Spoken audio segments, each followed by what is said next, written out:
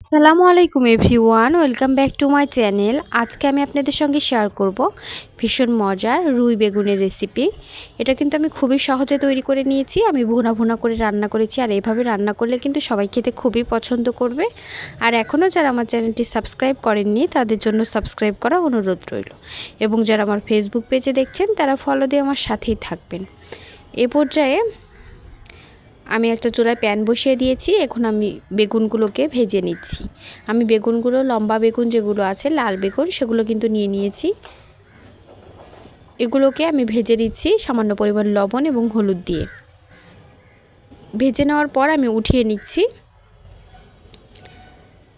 এ পর্যায়ে দিয়ে দিচ্ছি মাছকে আমি একটু মেখে নিয়েছি। দিয়ে দিয়েছি হাফ চামচ আদা বাটা, হাফ চামচ রসুন বাটা এবং হাফ চামচ হলুদ গুঁড়া, হাফ চামচ মরিচ গুঁড়া এবং হাফ চামচ লবণ দিয়ে খুবই ভালোভাবে মেখে আমি ভেজে নিয়েছি মাছগুলোকে। তারপরে দিয়ে দিচ্ছি একটা প্যানে দিয়ে দিয়েছি পেঁয়াজ কুচি পর্যাপ্ত। একটু বেশি করে পেঁয়াজটা দিতে হবে, তাহলে কিন্তু এই রেসিপিটি খেতে অনেক বেশি ভালো লাগে। এরপর যে পেঁয়াজ কুচি, রসুন একটা কুচি করে নিয়েছি এবং কাঁচামরিচ ফালি করে নিয়েছি। দিয়ে দিচ্ছি হাফ চামচ আস্ত জিরা, দিয়ে এটাকে খুবই ভালোভাবে ভেজে নিচ্ছি।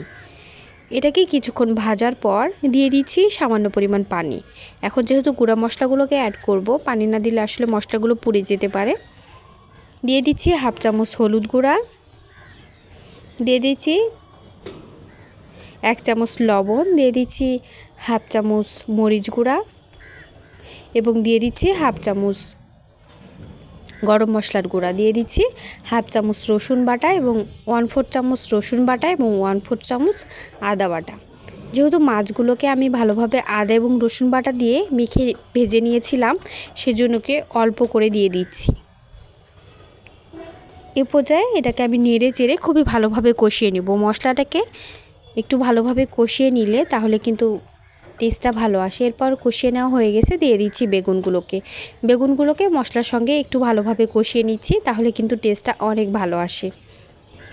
এ পর্যায়ে কিছুক্ষণ কষিয়ে নেওয়ার পর দিয়ে দিচ্ছি মাছটাকেও এর সঙ্গে আমি একটু ভালোভাবে ভেজে নিচ্ছি, তাহলে কিন্তু সবগুলো খেতে আর টেস্টটা আলাদা মনে হয় এই রেসিপিটির।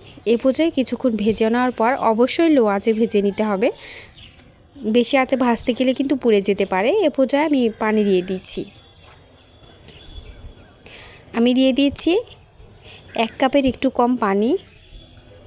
পানিটা আমি বেশি করে দিচ্ছি কারণ একবারে আমি ঝোলটা দিয়ে দিচ্ছি। আমি কিন্তু আর যেহেতু ভুনা করে রান্না করব, সেজন্য আমি আর কিন্তু ঝোলটা দিতে যাব না। এ পর্যায়ে একবারে পানি দিয়ে মিডিয়াম আঁচে আমি রান্না করে নিব। ঢাকনা দিয়ে ঢেকে কিছুক্ষণ রান্না করে নিচ্ছি মিডিয়াম আঁচে। আর আমার রেসিপি ভালো লাগলে অবশ্যই লাইক দিবেন এবং কমেন্ট করে জানাবেন কেমন হয়েছে আমার রেসিপি। আর এভাবে বেগুনের রেসিপি রান্না করলে কিন্তু গরম ভাতের সঙ্গে খেতে খুবই মজার হয়, আর সবাই খেতে খুবই পছন্দ করবে, আর অবশ্যই সবাই আপনার প্রশংসা করবে। এই পর্যায়ে আমার রেসিপিটি কিন্তু প্রায় কমপ্লিট। আমি একটু রান্না করে নেওয়ার পর এটাকে নামিয়ে নিব। নামিয়ে সার্ভ করে দেখিয়ে দিব কতটা সুন্দর এবং লোভনীয় হয়েছে। খেতেও কিন্তু হয়েছে ভীষণ মজার। আর আমার রেসিপি ভালো লাগলে অবশ্যই আমার চ্যানেলটি সাবস্ক্রাইব করবেন এবং পাশে থাকা বেল আইকন ক্লিক করবেন। কতটা লোভনীয় এবং সুন্দর হয়েছে, খেতে কিন্তু খুবই মজার হয়েছে গরম ভাতের সঙ্গে। আর এই রেসিপিটি অবশ্যই আপনারা একবার ট্রাই করে দেখবেন কতটা এই বেগুনের অজানা রেসিপিটি। আর এতক্ষণ সঙ্গে থাকার জন্য সবাইকে ধন্যবাদ জানাচ্ছি।